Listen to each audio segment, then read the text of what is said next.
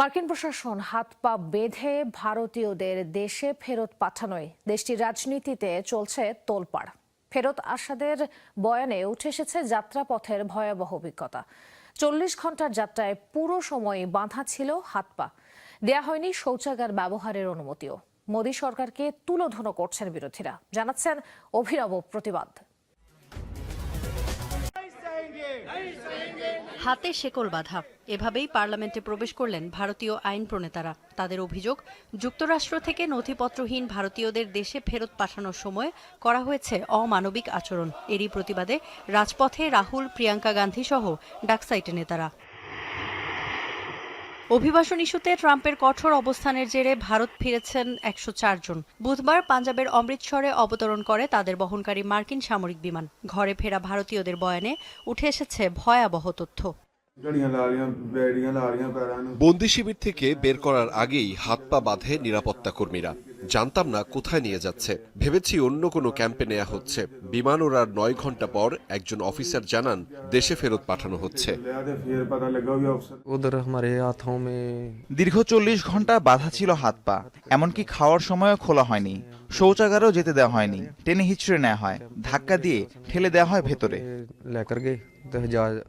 অভিবাসন প্রার্থীদের সাথে মার্কিন প্রশাসনের এমন আচরণে ক্ষুব্ধ ভারত। এটি মূলত ভারতকেই অপমান, এমন মন্তব্য করছেন কেউ কেউ। অবৈধদের ফেরত পাঠানোর সম্পূর্ণ অধিকার যুক্তরাষ্ট্রের আছে। তারা ভারতীয় হলে অবশ্যই তাদের গ্রহণ করব আমরা, কিন্তু এভাবে হাতকড়া, পায়ে শেকল বেঁধে সামরিক বিমানে তাদের ফেরত পাঠানো ভারতের জন্য অপমানজনক। এদিকে প্রত্যাবাসনের প্রক্রিয়া নতুন নয় উল্লেখ করে পররাষ্ট্রমন্ত্রী জয়শঙ্কর বলেন, অবৈধ অভিবাসন বন্ধের দিকে মনোযোগ দেওয়া বেশি জরুরি। ভারতীয়দের সাথে যাতে দুর্ব্যবহার করা না হয় সে ব্যাপারে মার্কিন কর্তৃপক্ষের সাথে যোগাযোগের চেষ্টা চলছে। অবৈধ অভিবাসন প্রার্থীদের প্রত্যাবাসন নতুন নয়, বহু বছর ধরে চলমান। কিন্তু ভারতীয়দের সাথে যেন দুর্ব্যবহার না করা হয় সে বিষয়ে মার্কিন সরকারের সাথে যোগাযোগের চেষ্টা করছি। তবে পার্লামেন্ট নিশ্চয়ই বুঝতে পারছে, দালালদের অবৈধ কার্যক্রম বন্ধই ভারতের মূল লক্ষ্য। অভিবাসন ইস্যুতে যে কঠোর হবেন নির্বাচনের আগে বেশ খোলামেলাভাবেই বলেছিলেন ডোনাল্ড ট্রাম্প। এরই ধারাবাহিকতায় অভিষেকের দিনই জারি করেন এ সংক্রান্ত নির্বাহী আদেশ। অবৈধ অভিবাসীদের আখ্যা দেন criminal alien. Ifadar Khandakar, Jamuna news.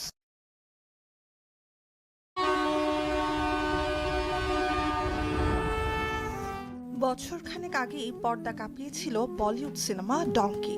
উঠে এসেছিল ভাগ্য বদলের আশায় একদল বন্ধুর উন্নত দেশে যাবার বিপজ্জনক যাত্রার গল্প।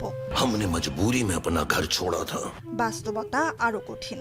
তাই তো সর্বস্ব খরচ করে মৃত্যুর ঝুঁকি মাথায় নিয়ে ভারত থেকে সুদূর যুক্তরাষ্ট্রে পৌঁছাতে পারলেও স্বপ্ন শেষ পর্যন্ত অধরাই থেকে গেছে। অবৈধ অভিবাসীদের বিরুদ্ধে মার্কিন প্রশাসনের খড়গের নিচে চাপা পড়েছে ভবিষ্যৎ। অসাধু ব্যবসায়ীদের খপ্পরে পড়ে সর্বস্ব বিকিয়ে বনে জঙ্গলে হেঁটে সাঁতরে বিপদসংকুল দীর্ঘ যাত্রার পর যারা পৌঁছেছিলেন, ফিরতে হচ্ছে তাদেরও। और फिर मैं डोंकी के रास्ते एजेंट से तो मेरी बाई एयर की फ्लाइट बात हुई थी कि बाई एयर भेजूंगा, तो पर मैं डोंकी रास्ते उसने डाल दिया मेरे को। अमेरिका तक 40+ से लग गया है। अमेरिका में मैं 24 जनवरी को पहुंचा था 2025 में। अमेरिका भाई डोंकी रूट से गया था, पैसे कमाने के लिए गया था। यहाँ तो अपना कोई रोजगार नहीं है, सरकार अपने को नौकरी नहीं देती, तो इस चक्कर में गए थे अमेरिका। भाई मेरे 40-45 लाख रुपये लग गए। মার্কিন প্রেসিডেন্ট ডোনাল্ড ট্রাম্পের অবৈধ অভিবাসী গণপ্রত্যাবাসন কর্মসূচির অংশ হিসেবে শতাধিক ভারতীয়কে দেশে ফেরত পাঠিয়েছে যুক্তরাষ্ট্র। কিন্তু দাগি আসামির কায়দায় যেভাবে তাদের ফেরত পাঠাচ্ছে মার্কিন প্রশাসন, তাতে ক্ষোভ ছড়িয়েছে সর্বস্তরে। সামরিক বিমানে 40 ঘন্টার নরকসম যাত্রায় ভারতীয়দের উঠিয়ে দেওয়া হয় গরু ছাগলের মতো হাত পা বেঁধে।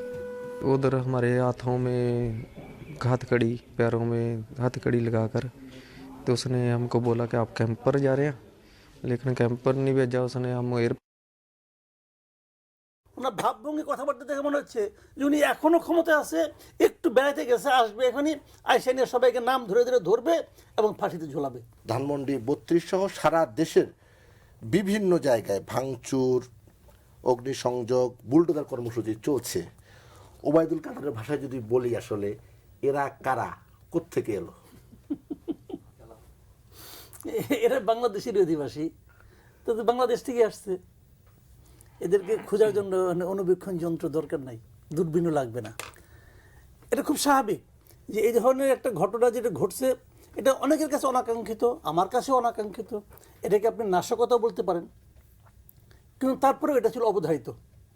এটা আমার বিশ্লেষণ যেরকমভাবে, এই পুরো জিনিসটা এটা নানা ধরনের ব্যাখ্যা হতে পারে। প্রথম যে ব্যাখ্যাটা আমার মাথার মধ্যে আসে সেটা হলো, এখানে একটা উস্কানি ছিল, এবং প্রধান উস্কানিটা আসছে শেখ হাসিনার কাছ থেকে। এগুলো আমার বিবেচনা। শেখ হাসিনাকে এই সময় এই ভাষণটা দিতে হবে কেন 6 মাসের মাথায়? আপনি বিশ্বাস করবেন, আমার জীবনের কঠিনতম কাজটা আমি গতকালকে করেছি, গত রাতে। এই শেখ হাসিনার 47 মিনিটের ভাষণটা আমি শুনেছি। এটা আমার কাছে মনে হচ্ছে যে এত কষ্টকর কাজ আমি গত কয়েক মাসে আর করি নাই। পুরো ভাষণটা আমি একটানা শুনেছি, যে উনি কী কারণে ভাষণটা দিচ্ছেন এবং উনি কী বলেছেন। এবং আমি বারবার আশা করতেছিলাম যে দেখেন, একটা লোক 15 বছর ক্ষমতায় ছিল টানা, তাই না? তারা আরও একবার ক্ষমতায় ছিল, অনেক দিন ধরে রাজনীতি করেন। আমার ধারণা ছিল উনি তো রাজনীতিটা বুঝেন।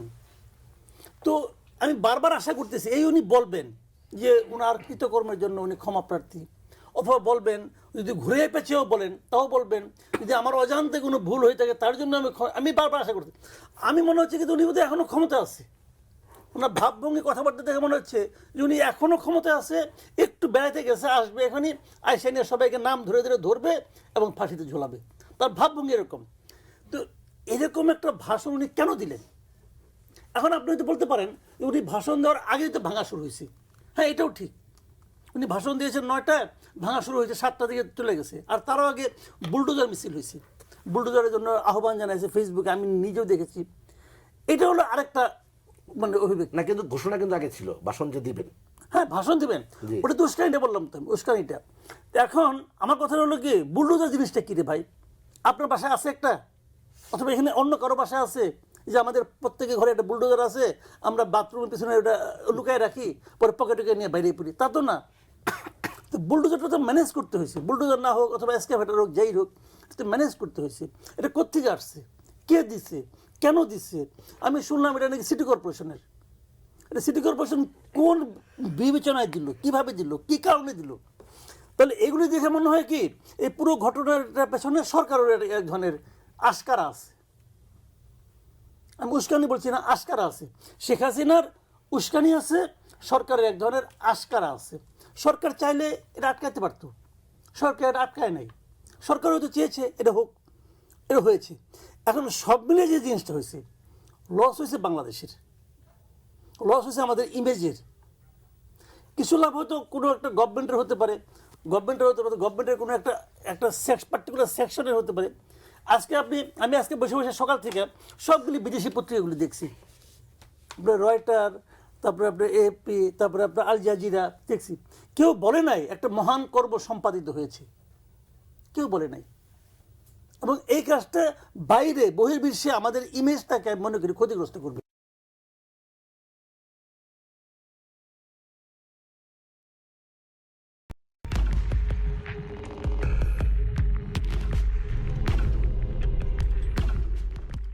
দুপুরের খাওয়ার পর মোদির অভ্যাস একটু বদলেছে ইদানিং। প্রধানমন্ত্রীর দপ্তরের জানালার ধারে দাঁড়িয়ে 1 কাপ স্পেশাল দার্জিলিং চায়ে চুমুক দেন তিনি। ঘরটি শুনশান, অথচ ভেতরে ভাসছে এক অদৃশ্য উত্তেজনা। মোদির সামনে রাখা বিশেষ এন্ট্রি নাম, অপর প্রান্ত থেকে এলো চেনা এক কণ্ঠ, নরম কিন্তু ভারী ষড়যন্ত্রে মোড়া। সবকিছু ঠিক চলছে তো? মোদি জানতেন ওপাশে কে, ঢাকার সেই পরিচিত কণ্ঠ, যিনি এখন আর ঢাকায় নেই, শেখ হাসিনা। যে শুরুটা করা হলো সেটা কাল্পনিক হলেও মোদি হাসিনা সম্পর্কের রসায়ন কাল্পনিক নয়, নিরেট বাস্তবতা। মোদি হাসিনার রাজনৈতিক বন্ধন কতটা গাঢ় সেটা বারবার আলোচিত হয়েছে দুই দেশের গণমাধ্যমে। তাদের মধ্যে যোগাযোগ যে রয়েছে, ভারতের প্রত্যক্ষ বা পরোক্ষভাবে মোদির সাথে পরামর্শ করে যে এগোচ্ছেন হাসিনা, সেই বাস্তব সম্ভাবনা অস্বীকার করার উপায় বোধহয় একদমই নেই। সামাজিক মাধ্যমে তুমুল আলোড়ন, 5 ফেব্রুয়ারির বিকেলে বাংলাদেশের ছাত্র সমাজের উদ্দেশ্যে প্রায় 1 ঘন্টার দীর্ঘ এক অডিও বার্তা প্রচার করলেন শেখ হাসিনা। তবে তিনি কোথা থেকে এই বার্তা দিলেন? সব তথ্য বলছে তিনি ভারতেই আছেন। বাংলাদেশের অন্তর্বর্তী সরকার কয়েক সপ্তাহ আগেই নয়াদিল্লিকে স্পষ্ট সতর্কবার্তা দিয়েছিল, ভারত যেন শেখ হাসিনাকে রাজনৈতিক কার্যক্রম চালানোর সুযোগ না দেয়। কিন্তু তাতেও কোনো পরিবর্তন আসেনি, বরং হাসিনা ভারতে বসেই বাংলাদেশের অভ্যন্তরীণ রাজনীতিকে উত্তাল করে দিচ্ছেন। প্রশ্ন উঠছে, মোদী সরকার কি ইচ্ছাকৃতভাবে শেখ হাসিনাকে নিরাপদ আশ্রয় দিয়ে যাচ্ছে? বিশ্লেষকরা বলছেন, ভারতে বসে শেখ হাসিনার এমন সক্রিয়তা মোদী সরকারের পরোক্ষ সমর্থন ছাড়া সম্ভব নয়। ভারতের রাজনৈতিক বিশ্লেষক সিদ্ধার্থ রায় বলছেন, দিল্লি চাইলে এক মুহূর্তেই হাসিনার রাজনৈতিক লাইফ বন্ধ করতে পারত। ভারত ও পাকিস্তানের মধ্যে সংঘাতের সূচনা হয় 1947 সালে দেশ ভাগের পর থেকেই, আর এই সংঘাতের মূল কারণ ছিল কাশ্মীর। এ পর্যন্ত কাশ্মীরকে কেন্দ্র করে পাকিস্তান 3 বার যুদ্ধেও জড়িয়েছে। এবার কাশ্মীরকে নিয়েই আবারও ভারতকে হুমকি দিয়েছেন পাকিস্তানি সেনাপ্রধান। বিস্তারিত জানাচ্ছেন শিহাব ইসলাম। কাশ্মীর প্রাকৃতিক সৌন্দর্যের এক অপূর্ব আধার, যেখানে পাহাড়, হ্রদ, উপত্যকা, ফুলের বাগান ও তুষারের সাদা আচ্ছাদন চোখে পড়ে। কিন্তু এই সৌন্দর্য ভরা কাশ্মীরও দীর্ঘদিন ধরে আতঙ্কিত পরিবেশে আবদ্ধ। হরি সিংয়ের শাসনামলে পাকিস্তানের দিক থেকে কিছু উপজাতি কাশ্মীরে হামলা চালানোর পর পরিস্থিতি পুরোপুরি বদলে যায়। এরপর কাশ্মীরের সমস্যা পরিণত হয় জাতিগত দ্বন্দ্বে। কাশ্মীরের অধিকাংশ জনগণ মুসলিম হওয়ায় পাকিস্তান মনে করেছিল কাশ্মীরকে তাদের সঙ্গে যুক্ত করা উচিত, আর এই দাবি ভারতের সঙ্গে বিরোধ সৃষ্টি করে, যা পরবর্তীতে রূপ নেয় যুদ্ধের। তখন থেকেই দুই দেশের মধ্যে সীমান্তে বৃদ্ধি পায় শত্রুতা। নির্মাণ কাজেও আমি বেছে নেই সিএসআরএম। আবারও সেই কাশ্মীরকে নিয়েই পাকিস্তানের সেনাপ্রধান জেনারেল সৈয়দ আসিম মুনির ভারতের বিরুদ্ধে যুদ্ধের হুমকি দিয়েছেন। তিনি বলেছেন, পাকিস্তান কাশ্মীরের জন্য আরও 10টি যুদ্ধ করতে প্রস্তুত, কারণ কাশ্মীর পাকিস্তানের জুগুলার ভেইন বা জীবনী শক্তি, এবং এটি পাকিস্তানের জন্য অপরিহার্য। প্রথম কথা হচ্ছে, আপনারা যে দাবিতে আন্দোলন করছেন সেই দাবির প্রতি আমি ব্যক্তিগতভাবে আমার দল নাগরিক ঐক্যের পক্ষ থেকে সর্বাত্মক সমর্থন ঘোষণা করছি। মানে এই রকম সমর্থন ঘোষণা করতে তো পয়সা লাগে না, বলে ফেলা যায়। আমার কাছে একজন একটা ছোট্ট স্লিপ দিয়েছে, আমি ওখানে বসেছিলাম। বাংলাদেশ পুলিশের এএসআই, ঢাকাতে কর্মরত। আমি সর্বসাকুল্যে বেতন পাই 28,000 টাকা। আমার বাসা ভাড়া 16,000 টাকা। বাকি 14,000 টাকা দিয়ে মা, বাবা, সন্তান সহ কিভাবে জীবনযাপন করি? সরকারের কাছে জবাব চাই। আচ্ছা, পুলিশরা যদি আন্দোলন করে, ওরা যদি কর্মবিরতি দেয়, চুরি ডাকাতি কিছু বাকি থাকবে না। এই পুলিশদের কথাও তো সরকার শুনছে না। বলা হচ্ছিল বৈষম্য বিরোধী আন্দোলন, এখনো বলে। বৈষম্যের বিরুদ্ধে এই সরকারের কোনো কর্মকর্তা, উপদেষ্টা কোনো বক্তব্য রেখেছেন? যে বক্তব্য রাখেন তো খুবই কম। ডক্টর ইউনূস কথাই বলেন কম ভাবে। লোকজন খেপলে তো আমার অসুবিধা, ওদেরকে খুশি রাখি।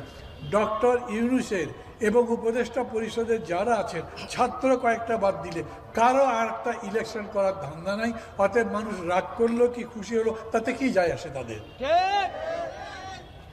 এই জন্যে বলি, একটু বুঝে শুনে হিসাব করে আন্দোলন করেন, হিসাব করে কথাবার্তা বলেন, যাতে জিততে পারেন।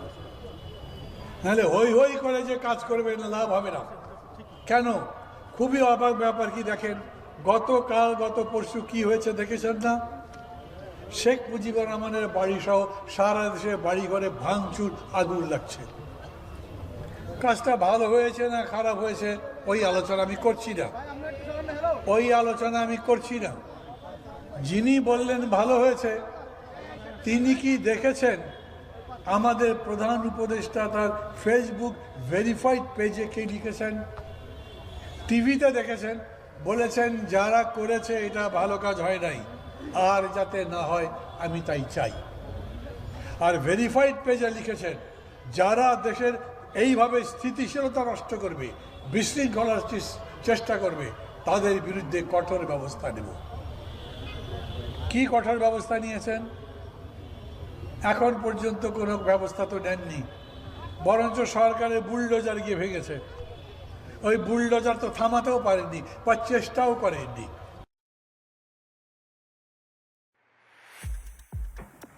হাতে তাদের হাতকড়া আর পায়ে শিকল, লাইন ধরে এক এক করে ওঠানো হচ্ছে বিমানে। না, তারা বড় কোনো দাগী আসামি বা যুদ্ধবন্দী নন। অবৈধ অভিবাসী হিসেবে যুক্তরাষ্ট্রে বসবাস করাই তাদের অপরাধ।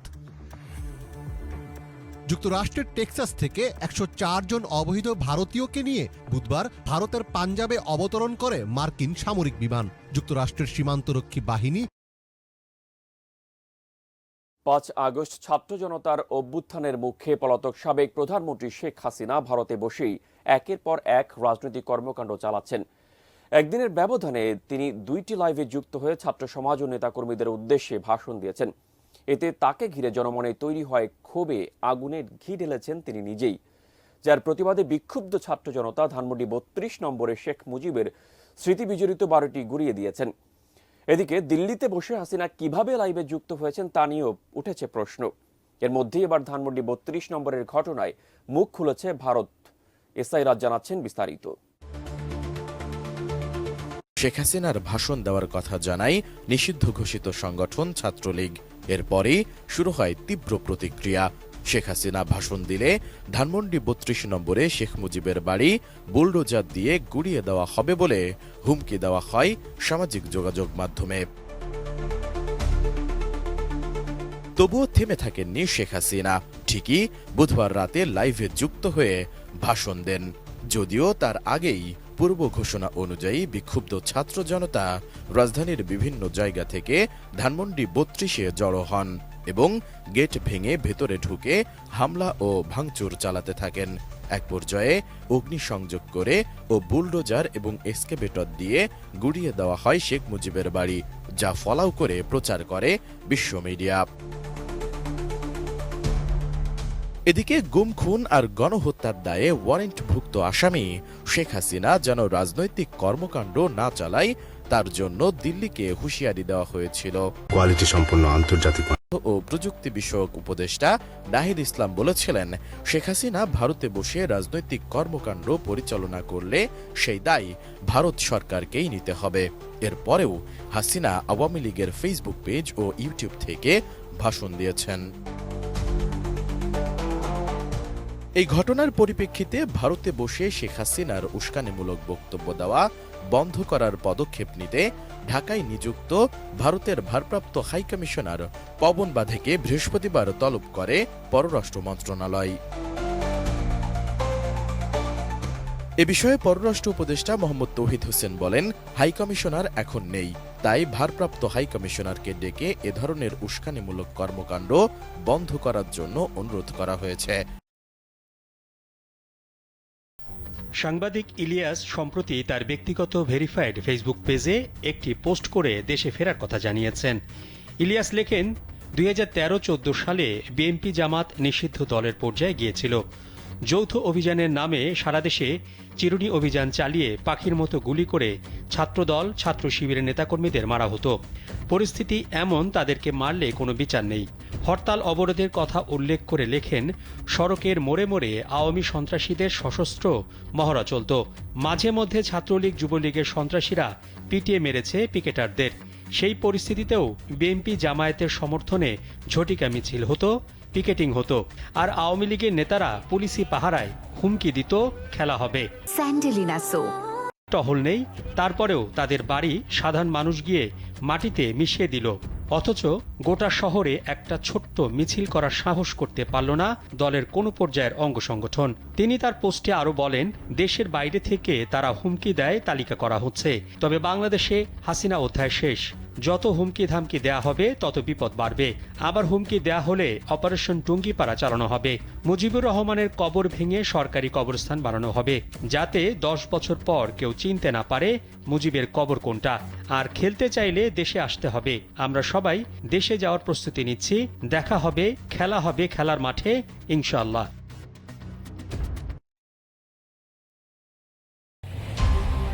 সাবেক প্রধানমন্ত্রী শেখ হাসিনা দিল্লিতে বসেই ছাত্র সমাজের উদ্দেশ্যে ভাষণ দেওয়ার ঘোষণা দেন। বিষয়টিকে কেন্দ্র করে বুধবার রাত থেকে বিক্ষুব্ধ ছাত্র জনতা শেখ মুজিবের স্মৃতি বিজড়িত ধানমন্ডি 32 নম্বর বাড়িতে হামলা, ভাঙচুর, অগ্নিসংযোগ করে। রাতভর হামলার পর বৃহস্পতিবার দিনেও এক্সকেভেটর, বুলডোজার দিয়ে গুড়িয়ে দেওয়া হয় বাড়িটি। চলতি সপ্তাহের শুরুতেই তথ্য ও প্রযুক্তি বিষয়ক উপদেষ্টা নাহিদ ইসলাম জানিয়েছিলেন, শেখ হাসিনা ভারতে বসে রাজনৈতিক কার্যক্রম পরিচালনা করলে সেই দায়ভার ভারত সরকারকে নিতে হবে। এরপরেও হাসিনা আওয়ামী লীগের ফেসবুক পেজ থেকে ভাষণ দিয়েছেন। এ ঘটনার পরিপ্রেক্ষিতে ভারতে বসে শেখ হাসিনার উস্কানিমূলক বক্তব্য দেওয়া বন্ধ করার পদক্ষেপ নিতে ঢাকায় নিযুক্ত দেশটির ভারপ্রাপ্ত হাইকমিশনার পবন বাধেকে বৃহস্পতিবার তলব করে পররাষ্ট্র মন্ত্রণালয়।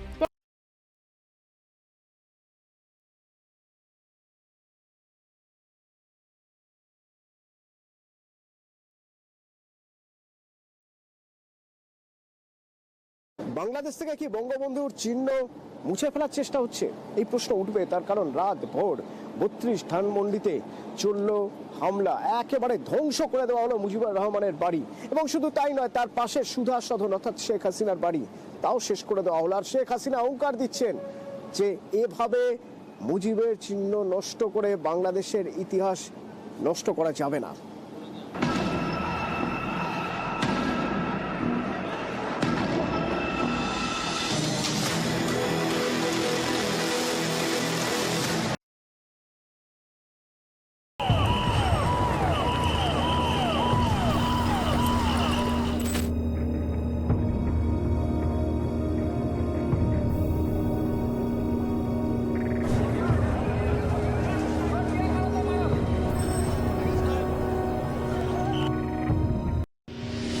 বড় গণ বাংলাদেশে এ পর্যন্ত মোট 3টি বড় গণ অভ্যুত্থানের পর প্রতিবারই আওয়ামী লীগ জনগণের কাছে ক্রমশ অপ্রিয় হয়ে উঠেছে। আর প্রতিবারই ক্ষমতার কেন্দ্রে উঠে এসেছে BNP. Begum Khalida Zia, the woman who's become the focus of the campaign against 1975 সালের 15ই আগস্ট সপরিবারে বঙ্গবন্ধু হত্যাকাণ্ডের মাধ্যমে বাকশাল তথা আওয়ামী লীগ ক্ষমতাচ্যুত হবার পর 3 নভেম্বর ব্রিগেডিয়ার খালেদ মোশাররফের নেতৃত্বে coup সফল হলে আওয়ামী লীগের ফিরে আসার সম্ভাবনা দেখা দেয়। কিন্তু 7 নভেম্বর সিপাহী জনতার পাল্টা অভ্যুত্থানের পর জিয়াউর রহমান ক্ষমতায় এসে বিএনপি প্রতিষ্ঠা করেন, যা পরবর্তী সময়ে দেশের অন্যতম প্রধান রাজনৈতিক শক্তি হয়ে ওঠে।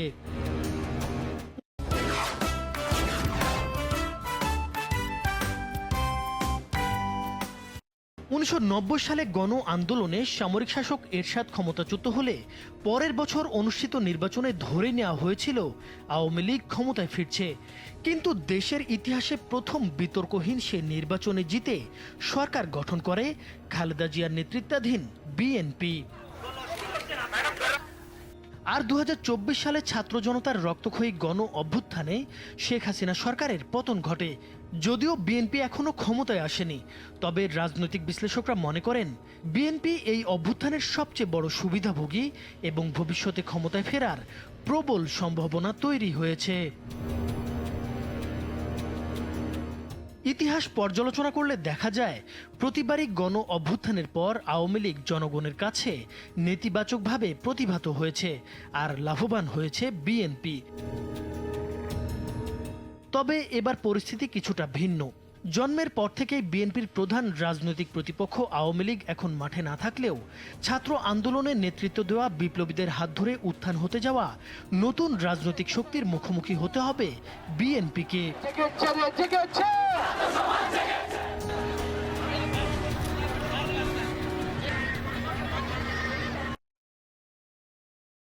বাংলাদেশে এতদিন ধরে আমরা যে রাজনৈতিক দলগুলো দেখে এসেছি, প্রত্যেকটা রাজনৈতিক দলের মধ্যে সবচেয়ে বড় যে জিনিসটা দেখেছি সেটা হচ্ছে পরিবারতন্ত্র। নিজের পরিবারের মধ্যে ক্ষমতাটাকে কুক্ষিগত করে রাখার যে চেষ্টা।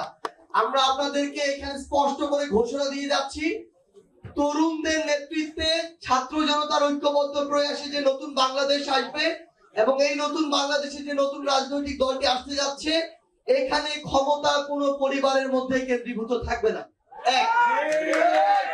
2 নাম্বার, বিগত সময়ে বাংলাদেশের রাজনৈতিক যে কালচার ছিল, এই কালচারে আমরা স্পষ্ট করে একটা জিনিস দেখেছি, আমাদের যারা একবার নেতা বনে যান তাদের পা আর মাটিতে থাকে না।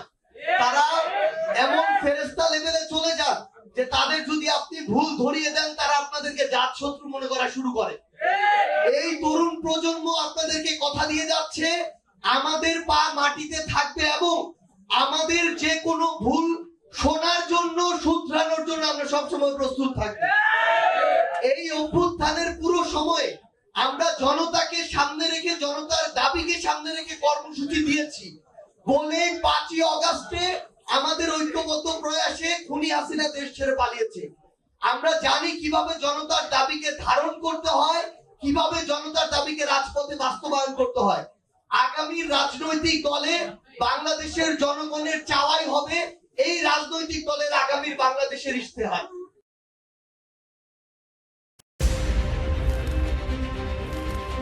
ভারত পাকিস্তানের বিভাজনের পর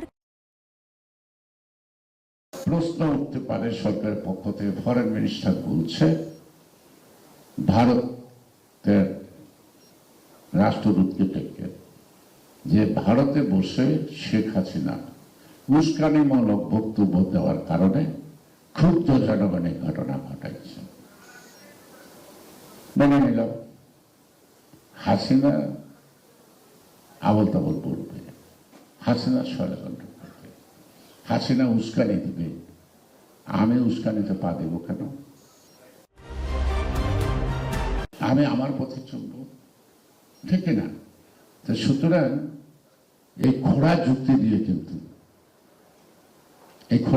দিয়ে কিন্তু দূষণমুক্ত করা যাবে না। কারা ভাঙল? সেই বিক্ষুব্ধ জনতা কারা? আইন শৃঙ্খলা বাহিনী কোথায়? এমন একটা ঘটনা বুলডোজার ভাড়া করা হয় বা তার আনুষঙ্গিক যন্ত্রপাতি ভাড়া করা হয়, বাংলাদেশের গোয়েন্দা সংস্থা কি করছে? তারা কি সঠিক সময় সঠিক রিপোর্টটা সরকারকে দেয় নাই? যদি না দিয়ে থাকে তাদের জবাব দিতে আনা যায় না। তাই সুতরাং কে ভাঙছে আমি জানি না, কিন্তু সরকারের দায়িত্ব তাদেরকে শনাক্ত করা এবং জাতির সামনে উপস্থাপন করা। যে কোনো অন্যায়ের বিচার হবে আইনের মাধ্যমে, কারণ আইন যদি সাধারণ মানুষের হাতে উঠে যায় তখন প্রশাসন হয় অকার্যকর, আর প্রশাসন যখন অকার্যকর হয় তখন সেই সরকারের অস্তিত্ব কখনোই টিকে থাকতে পারে না। তা আমি 6 তারিখ বা 5 তারিখ 5ই আগস্টের পর আমার প্রথম বক্তৃতায় বলেছিলাম যে পৃথিবী বদলে গেছে, অর্থাৎ শেখ হাসিনা পালিয়ে গেছে, তুমি আমি একই আছি যা ছিলাম আগে। আসলে আমরা হাসিনার আমলও যা ছিলাম, এই সরকার আমলও তাই আছি। আমাদের কিন্তু পরিবর্তন হয় নাই, সরকারেরও পরিবর্তন, মানে জনগণেরও ভাগ্যের কোনো পরিবর্তন হয় নাই। পেঁয়াজের দাম কি কমছে? মরিচের দাম কি কমছে? নোয়াখালীতে সাবেক সেনাপ্রধান মনিউ আহমেদের ছোট ভাইয়ের বাড়িতে হামলা ও আগুনের ঘটনার পরবর্তী পরিস্থিতি জানাতে যুক্ত হচ্ছেন সহকর্মী মিজানুর রহমান। মিজানুর রহমান, এখন সেই বাড়িটির আশেপাশের পরিস্থিতি কেমন এবং সেই বাড়িটির কতখানি আসলে ক্ষয়ক্ষতি হয়েছে এবং অন্যান্য যেসব জায়গায় আমরা। আসসালামু আলাইকুম সবাইকে। আপনারা বিভিন্ন জায়গা থেকে লাইভে যুক্ত হচ্ছেন। আপনারা জানেন চলমান আমাদের দেশে বেশ কিছু ঘটনা ঘটেছে। ঘটনার পরিপ্রেক্ষিতে সার্বিকভাবে আমরা বিষয়গুলো নিয়ে কথা বলবো।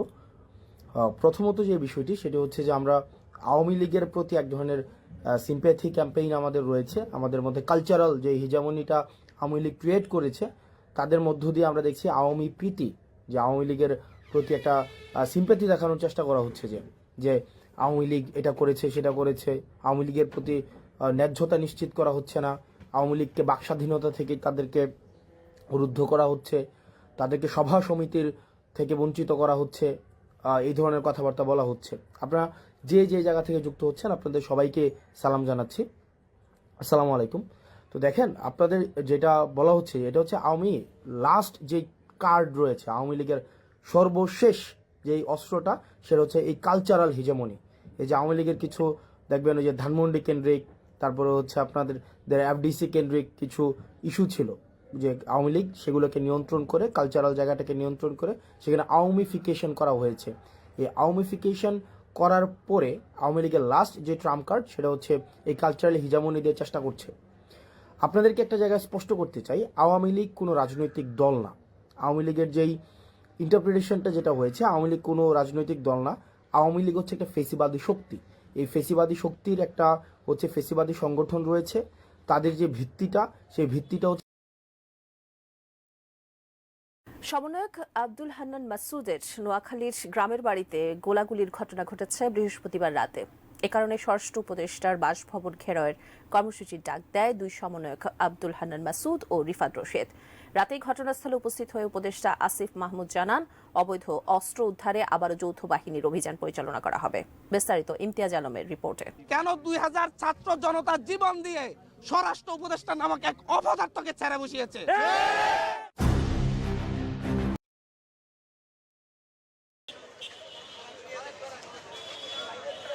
ধ্বংসস্তূপের মাঝে দাঁড়িয়ে আছে শেখ মুজিব স্মৃতি জাদুঘরের একাংশ। ভাঙচুর গড়িয়েছে তৃতীয় দিনে। এদিন এক্সকাভেটরের পরিবর্তে ব্যবহার হচ্ছে হামার, হাতুড়ি, শাবল। শুক্রবার হওয়ায় ঢাকার আশপাশ এমনকি দূর দূরান্ত থেকে অনেকেই দেখতে এসেছেন মুজিবের ভাঙা বাড়ি। স্মৃতি হিসেবে ছবি তুলে রাখছেন অনেকে, বলছেন যা কিছু হচ্ছে তার দায় মুজিব কন্যা শেখ হাসিনার। হাসিনার সরকার ভারতে বসে যে একটা নীল নকশা বাস্তবায়ন করার চিন্তা ভাবনা করতেছে, আমরা ছাত্র জনতা ঐক্যবদ্ধ ছিলাম, আছি, থাকবো ইনশাআল্লাহ। ভবিষ্যতে কোনো সরকার যেন এমন ঘৃণিত কাজ না করে, এটার মাধ্যমে সে বুঝতে পারবে যে তার কতটা ক্ষতিগ্রস্ত এবং খারাপ করেছে। এখানে যেই জিনিসগুলো ছিল এগুলা ভেঙে যাতে আমরা এমন একটা জিনিস তৈরি করতে পারি যেটা আমাদের প্রজন্মে পরিবর্ততে সেগুলা যাতে মনে থাকে। জীবনের ঝুঁকি নিয়ে কংক্রিট আর আসবাব পোড়া ছাই উড়িয়ে লোহালক্কর কুড়িয়ে নিচ্ছেন কেউ কেউ, আবার কেউ ফ্যাসিস্টের চিহ্ন সংরক্ষণ করতে সঙ্গে নিয়ে যাচ্ছেন ইটের টুকরো, এমনকি কয়লাও। অর্ধেক পাউডারে দ্বিগুণ উজ্জ্বলতা। ফিলিস্তিনিদের রাষ্ট্র প্রতিষ্ঠার জন্য সৌদি আরবের কাছে পর্যাপ্ত খালি জমি রয়েছে বলে অভিমত ব্যক্ত করেছেন ইসরায়েলি প্রধানমন্ত্রী বেনিয়ামিন নেতানিয়াহু। বৃহস্পতিবার টেলিভিশন চ্যানেল 14কে দেওয়া সাক্ষাৎকারে তিনি একথা বলেন। জেরুজালেম পোস্ট এক প্রতিবেদনে এই তথ্য জানিয়েছে। নেতানিয়াহু বলেন, সৌদিরা চাইলে সেখানে একটি ফিলিস্তিনি রাষ্ট্র তৈরি করতে পারে, কারণ সেখানে প্রচুর খালি জমি পড়ে আছে। ইসরায়েলের সঙ্গে সম্পর্ক স্বাভাবিক করার পূর্ব শর্ত হিসেবে ফিলিস্তিনি রাষ্ট্র গঠনের কথা জানিয়েছে সৌদি আরব। এই শর্ত নিয়ে কোনো দর কষাকষি সম্ভব নয়, এটাও নিশ্চিত করেছে রিয়াদ। এ বিষয়ে প্রশ্ন করা হলে নেতানিয়াহু জানান, তিনি এমন কোনো চুক্তি করবেন না যা ইসরায়েল রাষ্ট্রের জন্য বিপজ্জনক হবে। নেতানিয়াহু বলেন, ফিলিস্তিনি রাষ্ট্র গঠনের পরিকল্পনায় সায় দেওয়ার তো প্রশ্নই ওঠে না, বিশেষত 7 অক্টোবর পরবর্তী পরিস্থিতিতে। আপনারা কি জানেন সেটা কি? একটা ফিলিস্তিনি রাষ্ট্র ছিল, সেটার নাম গাজা। গাজার নেতৃত্বে ছিল হামাস, তারাই এই ফিলিস্তিনি রাষ্ট্র পরিচালনা করত। আর দেখুন আমরা সেখান থেকে কি পেয়েছি, হলোকস্টের পর সবচেয়ে বড় গণহত্যা। ইসরায়েলি প্রধানমন্ত্রী এখন ওয়াশিংটন সফরে রয়েছেন, সেখানেই তিনি এই সাক্ষাৎকার দিয়েছেন। সাক্ষাৎকারের আগে তিনি মার্কিন প্রেসিডেন্ট ডোনাল্ড ট্রাম্পের সঙ্গে একটি যৌথ সংবাদ সম্মেলনে অংশ নেন। ওই সংবাদ সম্মেলনে প্রেসিডেন্ট ডোনাল্ড ট্রাম্প উপত্যকা নিয়ন্ত্রণের জন্য মার্কিন যুক্তরাষ্ট্রের পরিকল্পনার কথা জানান। এছাড়া সৌদি আরবের সঙ্গে সম্পর্ক স্বাভাবিক করার সম্ভাবনা নিয়েও ট্রাম্প ও নেতানিয়াহু আলোচনা করেছেন বলে জানিয়েছে জেরুজালেম পোস্ট। নেতানিয়াহু বলেন, আমি মনে করি ইসরায়েল ও সৌদি আরবের মধ্যে শান্তি আলোচনা সম্ভব এবং এটি ঘটবে বলে আমি মনে করি। দেশের বিভিন্ন স্থানে আওয়ামী লীগ নেতাদের বাড়ি, দলীয় কার্যালয় এবং শেখ মুজিবুর রহমানের মিউরাল ভাঙচুরের পর সেসব স্থাপনার মালামাল শেখ হাসিনার ভাষণের প্রতিক্রিয়া সারা দেশে ভাঙচুর, অগ্নিসংযোগ করেছে বিক্ষুব্ধ ছাত্র জনতা। চাঁপাইনবাবগঞ্জ ও নারায়ণগঞ্জের পরিস্থিতি জানবো আমাদের সহকর্মী তারেক রহমান ও বিল্লাল হোসেনের কাছ থেকে। প্রথমে চলে যেতে চাচ্ছি চাঁপাইনবাবগঞ্জে, সেখানে আছেন তারেক রহমান। তারেক, এখন চাঁপাইনবাবগঞ্জে কি ধরনের পরিস্থিতি বিরাজ করছে? ধানমন্ডি ৩২ নম্বরের ধ্বংসস্তূপে পরিণত হওয়া বাড়িটি ঘিরে এখন কেবলই উৎসুক আর বিক্ষুব্ধ মানুষের ভিড়। প্রায় সবার মুখেই শেখ হাসিনার প্রতি ক্ষোভ। ওই স্থানে নতুনভাবে জাদুঘর বানানোর দাবিও তুলেছেন কেউ কেউ। তৃতীয় দিনেও কিছু মানুষকে বড় বড় হাতুড়ি নিয়ে বাড়িটির দেয়াল ভেঙে লোহা ইট বের করতে দেখা যায়। এছাড়া পোড়া সুধা সদনের দেয়াল ছাড়া কিছুই নেই। আপনাদের ভালোবাসায় বাতাসে পোড়া গন্ধ, চারদিকে ধ্বংসস্তূপ পড়ে, তবুও থেমে নেই বিক্ষুব্ধ জনতার ক্ষোভের বহিঃপ্রকাশ। বড় বড় হাতুড়ি শাবল দিয়ে ভেঙে ফেলা হচ্ছে অবশিষ্ট দেয়াল, খুলে নেওয়া হচ্ছে প্রতিটি ইট আর রড। এদেশে হিন্দু থাকবে, মুসলমান থাকবে, বৌদ্ধ খ্রিস্টান সকলে থাকবে। যেরকম মসজিদ থাকবে সেরকম মন্দির থাকবে, বোরখা থাকবে, শাখা থাকবে, সিঁদুর থাকবে, হিজাব থাকবে, থাকবে না শুধু ফ্যাসিবাদ। আগামী প্রজন্ম, আগামীর বাংলাদেশের জন্য আমাদের একটা মেসেজ, যে ফ্যাসিস্ট হিসেবে তৈরি হবে তাকে আমরা এভাবে ঘুরিয়ে দেব। এরকম বাড়ি তার আরো হাজারো করার মতো তার সক্ষমতা আছে থাকা সত্ত্বেও এই যে তার জন্য একটা লাঞ্ছনা, এটা যা ধিক্কার, আসলে এটা রাখার মতো তো কোনো পাত্র নাই। এরকম সরকার জানি ভাইয়া বাংলাদেশ আশা করি না আসুক। এরকম সরকার আসলে ভাইয়া এমন অত্যাচার বাংলাদেশে হবে। গেল 3 দিন ধরেই চলছে শেখ মুজিবুর রহমানের ঐতিহাসিক এই বাড়িটি ভেঙে ফেলার কাজ। এটার পরিণতি আজকে আমি এখানে দেখতে আসছি। আমি আশা করব যে আওয়ামী লীগ আমাদের লক্ষ্যে জঙ্গি সাজিয়ে এদেশকে ধ্বংসের যে চক্রান্ত করা হয়েছিল সাংস্কৃতিকভাবে আমাদেরকে, এইটার পরিণতি আজকে আমি এখানে দেখতে আসছি। আমি আশা করব যে আওয়ামী লীগ বা তাদের যারা নেতৃস্থানীয় লোক আছে এই ভুলটাকে তারা শিক্ষা নিয়ে তাদের দলকে সংগঠিত করে দেশের জনগণের জন্য কাজ করবে। আমি চেয়েছিলাম আমার সন্তানকে নিয়ে এখানে আসতে, এটা একটা জাদুঘর ছিল, কিন্তু আমার সুযোগ হয় নাই। কিন্তু আজকে যে অবস্থায় দেখতে পাচ্ছি, এটা সত্যি মনের মাঝে খুব কষ্টকর বিষয়। এটাও আমাদের দেশের সম্পদ ছিল, এই ভবন তৈরি হয়েছে আমাদেরই টাকায়। এখন ভবিষ্যতের যে প্রজন্ম, ওরা এই 32 নম্বরের ইতিহাসটা অন্যরকমভাবে জানবে। আসলে অতিরিক্ত কোনো জিনিস যে ভালো না, সেটার প্রমাণই 32 নাম্বার। বেলা বাড়ার সাথে সাথে বাড়তে থাকে জনতার এই ভিড়। এর মধ্যেই পাশের এই নির্মাণাধীন ভবন ঘিরে ক্ষণে ক্ষণে ছড়িয়ে পড়ে গুজব। কেউ বলছেন আয়নাঘর, কেউ বলছেন বেসমেন্ট। এখানে আসি আয়নাঘর, শুনছি যে আয়নাঘর পাওয়া গেছে। আয়নাঘর দেখার উদ্দেশ্যে আমি এখানে আইছি। পার্কিংটা দেখে আমাদের সন্দেহ হয়েছিল যে এটা কি ছিল। তো আসলে ওটা একটা ভূগর্ভস্থ একটা পার্কিং, একটা তেমন কিছু পাওয়া যায় না। এটা পানিটা হাইট আছে, দেখা গেলো যে হাঁটু সমান হাইট, আর ভিতরে সবই অন্ধকার, আর নিচে কিছু আছে কিনা তা আমরা বলতে পারছি না। তো বেসমেন্টে কিন্তু আবার গোলাকৃতি গাঁথা আছে। কালকে আমি আসছিলাম, দেখছিলাম এই গোলাকৃতি গাঁথা কিন্তু আবার অনেক নিচে পর্যন্ত, তাই না? তো এটাকে কি বলা, আয়নাঘর বলা হয় না? এসি, এবং আমি নিজেও পানিতে নামছিলাম, এই যে দেখছেন পানি ভিজে গেছে। তো ও আসলে ওখানে 2টা বেসমেন্ট আছে। তো একটা বিল্ডিংয়ের, হাইরাইজ বিল্ডিংয়ে অবশ্যই পার্কিংয়ের জন্য ইয়া থাকে, আন্ডারগ্রাউন্ড থাকে। তো ওখানে 2টা লেভেল আছে, বেসমেন্ট 1, বেসমেন্ট 2, তার নিচে কিন্তু আর কিছু নাই। একই পরিণতি হয়েছে ধানমন্ডির সুধা সদনের। অবশিষ্ট কিছু না থাকলেও এ বাড়ি থেকেও দরজা, জানালা, লোহার গ্রিল সহ বিভিন্ন জিনিস নিয়ে যাচ্ছে ছিন্নমূল মানুষ। যে অন্যায় করেছে তার বিচার করা উচিত আমি মনে করি, দেশের মানুষ মনে করে। মানুষের ভিতরে যে কত ক্ষোভ ছিল, সেই ক্ষোভের বহিঃপ্রকাশটা দেখতে আসলাম। এই ধরা খাওয়ার থেকে উদ্ধার পাবে, সেই দিনেই আমাদের দেশে শান্তি আসবে। গণ অভ্যুত্থানের মুখে পালিয়ে যাওয়া শেখ হাসিনার প্রয়াত স্বামী ডক্টর ওয়াজেদ মিয়ার বাড়ি ছিল এটি। একটা সময় এখান থেকে রাজনৈতিক কর্মকাণ্ড পরিচালনা করতেন শেখ হাসিনা। বুধবার ধানমন্ডির নারায়ণগঞ্জের ফতুল্লা থানা স্বেচ্ছাসেবক দলের যুগ্ম আহ্বায়ক মামুন হত্যার ঘটনায় মামলা হয়নি এখনো, জানা যায়নি রহস্য। স্বজনরা জানিয়েছেন ফোন করে ডেকে নিয়ে গুলি করে হত্যা করা হয়েছে। পুলিশের ধারণা পূর্বশত্রুতা বা রাজনৈতিক বিরোধের জেরে হতে পারে এই হত্যাকাণ্ড। ফতুল্লার পূর্ব লালপুর রেললাইন এলাকা।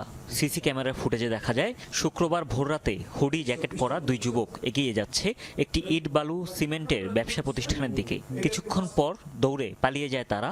এরপরই সেই প্রতিষ্ঠানের মালিক ও ফতুল্লা থানা স্বেচ্ছাসেবক দলের যুগ্ম আহ্বায়ক মামুন হোসেনকে গুলিবিদ্ধ অবস্থায় উদ্ধার করা হয়। পরে হাসপাতালে মারা যান তিনি।